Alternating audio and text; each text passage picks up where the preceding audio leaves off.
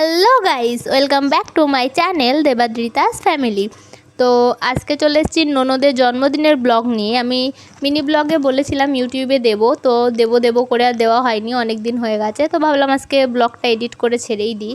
আর এখানে এই তো কেক নিয়ে চলে এসেছিলাম রাস্তা ঝর্ণা ফার্মেসিতে। এখানে মাসি ওষুধ নিচ্ছিল। তারপরে ওখান থেকে এই যে মাসি একটা মুদিখানা দোকান থেকে কালকে ওর জন্মদিনের জন্য যা যা প্রয়োজন সেগুলো কিনছিল রান্না করার জন্য। আর আমি ওখানে একটা কারণে ভিডিও করেছি, জানি না কেউ নোটিশ করেছো কি না, করলে অবশ্যই বলো। তারপর এখানে চলে আসলাম সবজি নিতে। আর এখানে ওই ক্যাপসিকাম নেওয়া হচ্ছিল, যেহেতু রাইস হবে তো তার জন্যই যে সবজি প্রয়োজন সেগুলোই নেওয়া হচ্ছিল। আর ও পায়েল আম নিচ্ছিল। আমরা দুজনেই যেহেতু নতুন নতুন সংসার করছি, তো আমাদের আইডিয়া প্রচণ্ড কম। তারপর যে যার বাড়ি এসে শুয়ে পড়েছিলাম। আর সকালবেলায় উঠেছি, এই যে ব্যাগটা গোছাতে হবে দেখছিলাম। আর আমি এখানে এই যে ব্রেকফাস্টে 2টো ডিমই খেয়েছিলাম। তো খেয়ে দিয়ে আমার ননদ মানে পায়েল আমাকে নিতে এসেছিলো, যেহেতু আমি মেয়ে নিয়ে ব্যাগ নিয়ে যেতে পারবো না তাই। তারপর রেডি হয়ে তো আমরা চলে আসলাম মিষ্টির দোকানে, আমাদের বাড়ির সামনে যে মিষ্টির দোকানটা ওখানে। তারপর এসে দেখলাম একটা ভীষণ ভালো একটা ব্যাপার, এই যে ওজন বুঝে ভোজন করা উচিত। তো ওই টোটোটা ওজন বুঝে ভোজন করেনি, মানে অটোটা। তো এই জন্যই 3খানা পেটি নিচে পড়ে গেছিলো। লোকটা একটা তুলেছে আর 2টো তুলছিল। আর যেহেতু একা একা কেউ যায়নি, আশেপাশের থেকে কেউ যায়নি ওনাকে হেল্প করতে, তো একটু দেরি হচ্ছিল। আর এখানে এই যে আমার ননদ কোন মিষ্টিটা নেবে সেটাই বুঝতে পারছিল না। তারপর আমি ওর কাছে গেলাম, গিয়ে বললাম, কিরে মিষ্টি চুজ করতে পারছিস না, শোন পিঙ্ক কালারের কোনো মিষ্টি আছে কি না। তো শুনে এই যে হেসে দিল যে পিঙ্ক কালারের মিষ্টি। যাই হোক, তারপরে আমরা ওখান থেকে চলে আসলাম মাসির বাড়িতে। আর এই যে সেই নাতনি তো ঠাম্মির আদর খেতে শুরু করলো। আর এখানে এই তো এখানে আম কেটেছে, পেঁয়াজ রসুন সবই কাটা হয়ে গেছে। আর মাসি এখানে 5 ভাজা করছিল, যেহেতু সকালে ওকে ভাতটা দিয়ে দেবে, মানে 5 ভাজা ডাল ভাত দিয়ে একটু ধান দুব্বো আশীর্বাদটা সেরে নেবে। তারপর আমার আবার বসে থাকতে ভালো লাগে না, আমি দেখে বললাম দাও আমি একটু কেটে কুটে গুছিয়ে দিই। আর আগে একদিন তো একটা ব্লগে আমি বলেছি যে আমার রান্না করতে প্রচণ্ড পরিমাণে ভালো লাগে। মানে আমার যদি মনও খারাপ থাকে না, আমি একটু গান শুনি, একটু লিপস্টিক পরি আর একটু রান্না করি, আমার মন প্রচণ্ড ভালো হয়ে যায়। তারপরে যদি সেই রান্নাটা খেয়ে কেউ ভালো বলে, তাহলে তো মানে আর খুশির আর সীমা, মানে আনন্দের আর সীমা থাকে না। তো এখানে এই যে গল্প করতে করতে তোমার রাইসের যে সবজিগুলো সব কেটে নিচ্ছিলাম। তবে নিতে নিতে মাসি বললো সকালের খাবার দেওয়ার অনেক দেরি হয়ে যাচ্ছে, চল আশীর্বাদটা সেরে নিই। তো এখানে চলে আসলাম, এই যে ও এখানে বসে পড়লো। ওকে ওই 5 ভাজা ডাল আর ভাত দেওয়া হয়েছে সকালে, যেহেতু আর কিছুই রান্না করা হয়নি। আর প্রথমে তো মাসি এই যে আশীর্বাদ করলো। তারপরে ওর মাসি মানে আমার শাশুড়ি মা বসলো, এই যে মা ওকে আশীর্বাদ করছিল। আর মা তো এখানে এই যে সবাই 3বার করে তো আশীর্বাদ করে, মাও করলো। আর যেহেতু 2জন হয়েছিল, তো মা বললো তুইও তো, মানে আমাদের সম্পর্কে তো প্রথমে আমরা বান্ধবীই ছিলাম, তারপরেও আমার ননদ হয়েছে। তো বলছে তুই যখন বড় তুই একটু আশীর্বাদ কর। তা আমি ওই যে বসে পড়লাম। আমার তো খুব লজ্জা লাগছিলো, এই জন্য আমি আমার মেয়ের হাত দিয়ে আশীর্বাদটা করিয়ে দিচ্ছিলাম। ওর সামনে থালা ধরেছিলাম, ও মুঠো করে ধান দুব্বো তুলে নিচ্ছিল। আর এখানে আমি ভিডিওটা করতে দিয়েছিলাম মার কাছে। মা যেহেতু ফোন চালানো বা ফোনের বিষয়ে তেমন কিছুই বোঝে না, ওই জন্য মা ঠিকঠাক ভিডিওটা করতে পারিনি। তবুও নেই মামার চেয়ে কানা মামা ভালো, যেটুকু হয়েছে এটুকুতেই চলবে, মোটামুটি ভালোই হয়েছে। তো এই যে আমার মেয়ে তো নিচ্ছিলই না, ঘুম থেকে উঠে মানে প্রচণ্ড পরিমাণে থতমত খেয়ে গেছিলো যে কী হচ্ছে বাইরে, উলু উলু শঙ্খ, এত মানে আওয়াজ কেন। তো ও ঘাবড়ে আমি বলছিলাম বলে ওই যে ধরছিল তুলছিল, একবার দিয়েছে, এই যে আর একবার দেবে। তারপরে যা দেবে না, ওর মনটা খারাপ হয়ে গেছে, সরে যাচ্ছে। তো আমি কোলে নিলাম, নিয়ে আমি বললাম দাঁড়া আর একবার আমিই দিয়ে দিচ্ছি। ও 2বার দিয়েছে। আর ও পিপিকে কি আশীর্বাদ করবে, পিপি ওকে একটু প্রদীপের আলো দিয়ে দিল। আর তারপরে যে আমি ওকে আশীর্বাদ করলাম আর বললাম এই নে তোর গিফট, ধর, এর থেকে বড় গিফট আর কী হয়। কিন্তু গিফট ওর কাছে থাকবে না, এই যে কেঁদে দিয়েছে। আমি আবার নিয়ে নিলাম, ও আমার কাছে সবচেয়ে ভালো থাকে। মানে আমার মেয়েটা প্রচণ্ড মা ঘেঁষা, ওর মাই সবচেয়ে মানে প্রিয় মানুষ ওর জীবনে, মানে এখন আপাতত, বড় হয়ে কী হবে জানি না। তারপরে এই যে কোনো রকম আবার ঠাম্মির কাছে দিয়ে আমি এখানে রান্না করতে বসে পড়লাম। আর সর্বপ্রথম আমি এই পাশে বসিয়েছিলাম পায়েসটা, আর ওই পাশে বসিয়েছিলাম যে রাইসের যে সবজিগুলো সেগুলো ভাজছিলাম। আর আমি আলাদা আলাদা করেই ভেজে নিচ্ছিলাম। প্রথমে তো ক্যাপসিকাম 2টো, মানে হলুদ আর লাল যে ক্যাপসিকাম কেটে রেখেছিলাম সেই দুটোকেই আমি যে খুব সুন্দর করে ভেজে নিচ্ছি। আর এই পাশে তো পায়েসটা হচ্ছিলো, আর মাসিদের গ্যাসে একটুও জোর নেই, মানে রান্না করতে করতে প্রচুর দেরি হয়ে যায়। তারপরে এই তো আমার রাইসের সমস্ত সবজি ভাজা হয়ে গেছে, কাজু কিশমিশটাও ভেজে নিয়েছি। আর এই পাশে এই যে আমটা ভাজছিলাম, আর এই পাশে পায়েসও হয়ে গেছে। এটা রাইসের জন্য যে মানে ভাতটা করব তার জন্য জল বসানো ছিল। আর এই যে চাল তো আগেই ধুয়ে ভেজানো ছিল। তারপরে ভাত তো এক হাঁড়ি হয়েই গেছিলো, এপাশে চাটনিও হয়ে গেছিলো। তারপরে মাংসর প্রিপারেশানে চলে গেলাম। এই যে রাইসটা ছিল, আর এখানে একটু ভাত ছিল, মানে ওই গামলাতে পুরোটা ধরেনি। আর এটা চাটনি ছিল।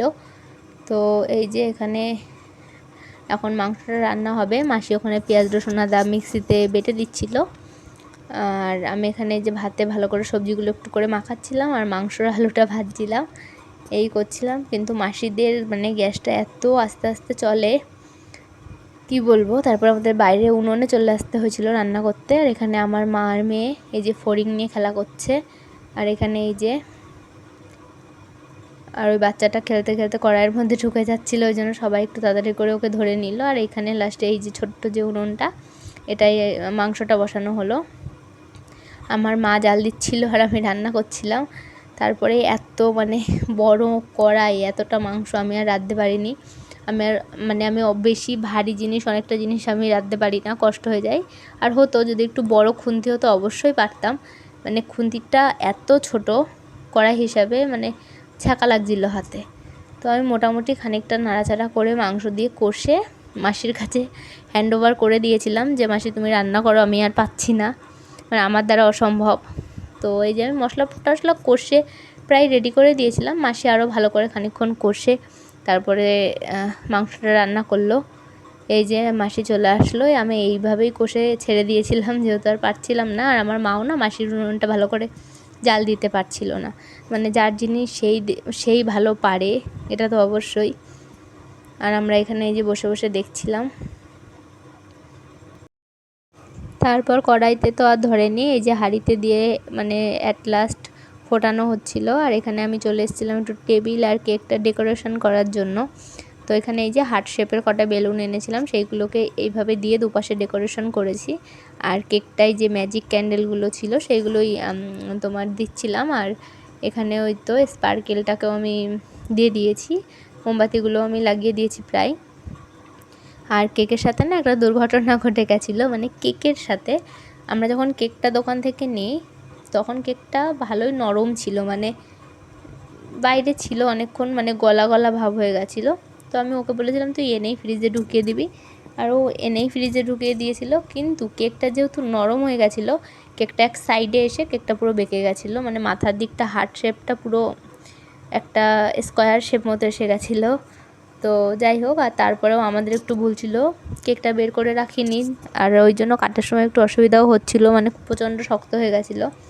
আর এখানে ও তো আমার মেয়েকে নিয়েই কেকটা কাটছিল, কিন্তু আমি বললাম দেখ মেয়ে তো ভয় পাবে, স্পার্কেলটা ধরালে তুই আমার মার কাছে দিয়ে দিই, তুই পাশে আর একটা বোনও ছিল, মানে আমার মেয়ের দিদি হবে, আমি বললাম তুই ওকে নিয়ে কেকটা কাট।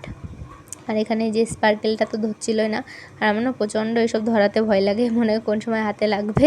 তো ধরিয়েই আমি তো কেঁপে উঠলাম, আমার কাপা দেখে সবাই হেসে দিল। তারপরে এই তো, আর স্পার্কেলটা খুব ভালো ছিল, মানে অনেকক্ষণ ধরে জ্বলেছে।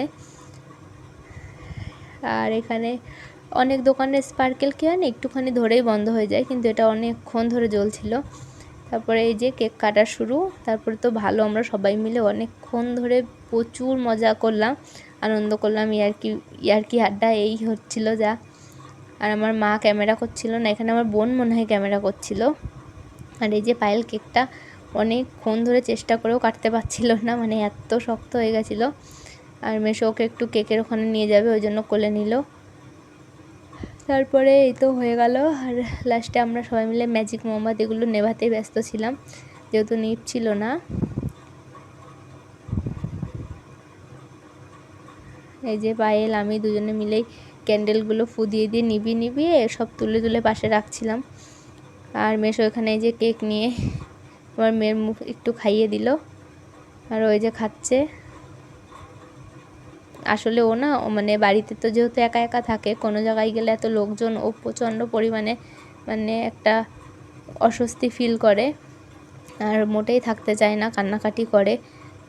বাড়িতে যেহেতু সবসময় ও একাই থাকে, মানে হয় আমার কাছে নয় মার কাছে। মার কাছে যখন থাকে আমি তখন ওর কাছে থাকি না, আমি হয়তো এদিক ওদিক স্নান করি, কি কাজ করি, কি খাওয়া দাওয়া করি, মানে অন্যদিকে থাকি। আর যখন ও আমার কাছে থাকে তখন মাও ব্যস্ত থাকে, তখন মা বাড়ির অন্যান্য কাজ করে বা মাঠের দিকে যাই বা তোমার জল আনতে যাই, যাই হোক এরকম টাইপের।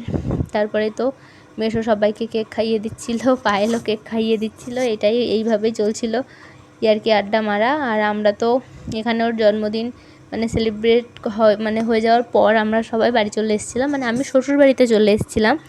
আর সেদিন ছিল বৃহস্পতিবার, আর শুক্রবারে আমার দাদার বিয়ে ছিল, তো আমি পরের দিন আবার আমি বাবার বাড়িতে চলে এসেছিলাম, একটা দরকারের জন্য এসেছিলাম, কিন্তু আমার কাজটা যদিও মেটেনি। তো এখানে এই যে মজা ইয়ার্কি আড্ডা হচ্ছিল, তারপরে আমরা সবাই চলে যাব খেতে। আর পায়েলের প্লেটটা একটু ডেকোরেশন করেও দিতে হবে। তারপরে তো এই তো বাবা আসলো, বাবাকে ডাকছিল। আর বাবা যেখানে না ছবি টবি তোলে, ক্যামেরা ট্যামেরা হয়, বাবা যেতেই চায় না ওই সামনে, এত লজ্জা পায়। তারপরে মেসো বলছিল না সবাইকে খাইয়ে দিয়েছি, আপনাকে একটু দেবো, এদিকে আসুন। তাই এই যে বাবাকে দিল, বাবা এখানে খেলো। এবার বলছে ঠিক আছে ঠিক আছে বলে বাবা সরে যাচ্ছে। এবার মেসো বলছে না একবার না আরেকবার, তার মানে মেসো এবার মাখাতে যাচ্ছিলো মুখে, বাবা সেটা বুঝতে পেরে সরে গেছে আর মাখেনি। আর এখানে এই যে মাকে আবার ডাকলো, মাকে খাইয়ে দিয়েছে আগে একবার, এবার মনে একটু মাখিয়ে দেবে ওই জন্যই ডাকলো। আর এখানে মেয়ে ওর কাকার কোলে ছিল, তো ওর আর ভালো লাগছিলো না, আমাকে দেখে আবার কান্না শুরু করছিলো, যেন আমি আবার নিয়ে নিলাম। আর এখানে বাবা মনে হয় পায়েলকে আবার কেক খাইয়ে দিচ্ছিলো। যাই হোক এইসবই হচ্ছিলো ওখানে অনেকক্ষণ ধরেই কেক খাওয়ানো। এই যে মেশোকে এবার একটু কেক খাওয়াতে গেছে, ও কেক খাওয়াতে যায়নি, এখানে বাবা বলছিল আবার ডাকছিল মেশো, তাই বাবা বলছিল গিয়ে যে হ্যাঁ দিন এবার দিন, বাবাও হাতে কেক নিয়েছে যে এবার আপনি মাখালে আমিও আপনাকে মাখাবো। যাই হোক এইসবই করছিল। আর এই যে আমার মা আবার মেশোকে খাইয়ে একটু মাখিয়ে দিল, আমার মেশো আবার এই যে আমার মাকে ধরে আবার একটু কেক মাখিয়ে দিল, এই তো আনন্দ করছিল। আর আমার শাশুড়ি মা এই যে এখানে নিচে চেয়ারে বসে বসে কেক খাচ্ছিল, আর পায়েল সবাইকে কেক দিচ্ছিল, আমাকে মনে হয় দেয়নি, আমি নিয়েই খেয়ে নিয়েছিলাম। তারপরে এই যে আমি আবার আমার মেয়েকে নিয়ে এদিকে আসছিলাম, ও তো একটু মানে ঘ্যান ঘ্যান করছিলই। তারপরে এই যে ডেকোরেশন প্লেটটা করেই দিলাম, আর ওকে আগেই দেওয়া হলো, বললাম বস তুই খা, তারপর সবাইকে দিচ্ছি। কিন্তু এখানে না মানে জায়গাই হচ্ছিল না, অনেকেই যেহেতু বসবে, তারপরে টেবিলটা আমরা ওখান থেকে সরিয়ে দিয়েছিলাম। আর এই যে পায়েলের ভাতটা না একটা বাটিতে করেই মানে আমি সুন্দর করে গোল করে দিয়েছিলাম, কিন্তু যেহেতু রাইসে ঘি থাকে না, ঝরঝরে হয়ে সব ভাতগুলো একদম ঝরে পড়েছে চারিদিকে। তারপর টেবিলটা সরিয়ে এই যে ওখানেও বসে পড়লো, ওকেই আগে দেওয়া হলো, তারপরে সবাই আমরা পাশে একজন আধজন করে সবাই পাশে বসে পড়েছিলাম। তারপরে এই তো ওখানে সবার প্রায় খাওয়া দাওয়া যখন শেষ, আমরা তখন তো বললামই গুছিয়ে টুছিয়ে সবাই বাড়ি চলে এসেছিলাম। আর আজকের ব্লগটা এই অবধি, ভালো লাগলে অবশ্যই লাইক কমেন্ট শেয়ার করো। আর অনেকেই দেখো সাবস্ক্রাইব করছো না, প্লিজ তারা সাবস্ক্রাইব করো, তাহলে নেক্সট আমি যে ভিডিওগুলো ছাড়বো সবাই দেখতে পারবে। ভালো থেকো, টেক কেয়ার।